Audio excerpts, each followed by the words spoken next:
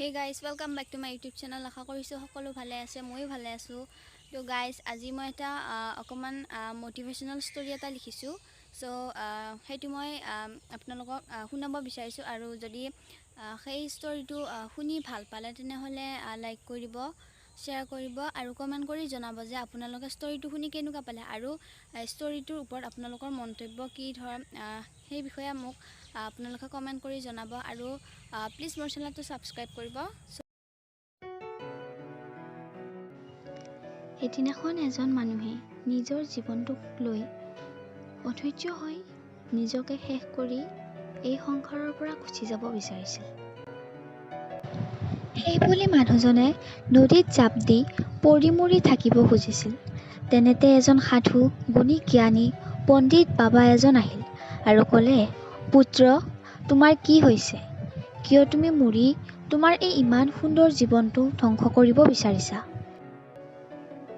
তেনেতে মানুহজনে ক'লে, বাবা মোক মৰিব দিয়া, মই আৰু নোৱাৰোঁ জীয়াই থাকিব। মই অধৈৰ্য হৈ পৰিছোঁ।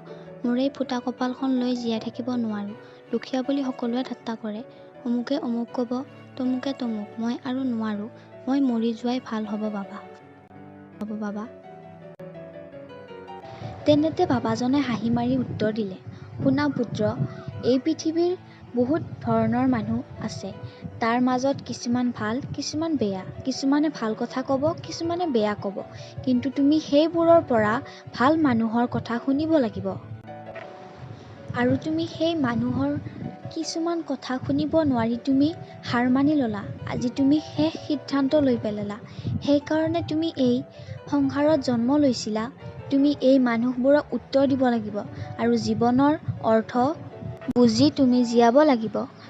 জীৱনত হাৰ মানেই হাৰ নহয়। যিজন মানুহে হাৰ মানি ল'ব, নিজকে কমজোৰ বুলি ভাবিব, আচলতে সেয়াই হাৰ। যিজন মানুহে কেতিয়াও হাৰ নামানে, সদায় আত্মবিশ্বাসেৰে জীয়াই থাকে, সেইজন মানুহে আচল জয়ী, প্ৰকৃত মানুহ। সেইবাবে কেতিয়াও হাৰ মানিব নালাগে। বেলেগ মানুহৰ কাৰণে, বেলেগৰ কথাৰ কাৰণে আজি তুমি মৰিব বিচাৰিছা, নিজৰ আত্মবিশ্বাস হেৰুৱাব বিচাৰিছা।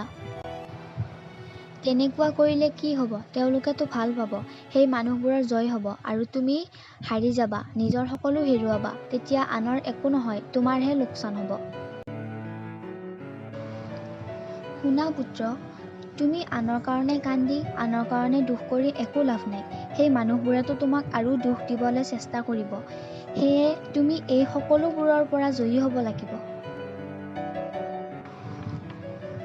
সকলোকে তুমি দেখুৱাব লাগিব যে তুমি কি কৰিব পাৰা। সেই অহংকাৰী লোকসকলক দেখুৱাব লাগিব এই দুখীয়াজনে কি কৰিব পাৰে।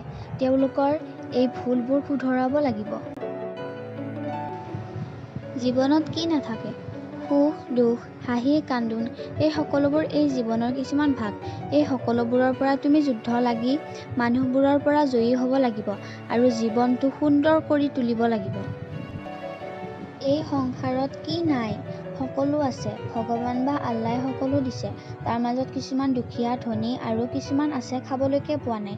সেয়ে জীৱনত ভগৱানে যিমান দিয়ে তাতে সন্তুষ্ট হৈ থাকি জীৱনটো সুন্দৰকৈ গঢ়ি তুলি জীয়াই থাকিব লাগে। জীৱনৰ গুৰুত্ব বুজিব লাগিব। তেতিয়া তুমি তোমাৰ জীৱন সুন্দৰ কৰি তুলিব পাৰিবা। এতিয়া বুজিছা পুত্ৰ, তোমাৰ জীৱনৰ মহত্ব। এতিয়া তুমি কি সিদ্ধান্ত ল'বা? তেনেতে মানুহজনে ক'লে, হয় বাবা, মই সকলো বুজিছোঁ। মই সকলোবোৰ গম পালোঁ। মই আৰু এই ভুল কেতিয়াও নকৰোঁ। মই যুঁজিম আৰু জয়ী হ'ম। মই আজিহে বুজিলোঁ জীৱনৰ মহত্ব। ধন্যবাদ বাবা, মোক ইমানবোৰ জ্ঞান দিয়াৰ বাবে। আৰু বাবা, মই এই সকলোবোৰৰ লগত যুঁজিম আৰু জয়ী হ'মেই। তাৰপিছত মানুহজনে বাবাক ধন্যবাদ জনাই আশীৰ্বাদ লৈ সুখী মনেৰে ঘৰলৈ যায় আৰু বাবায়ো নিজৰ পথত গতি কৰে।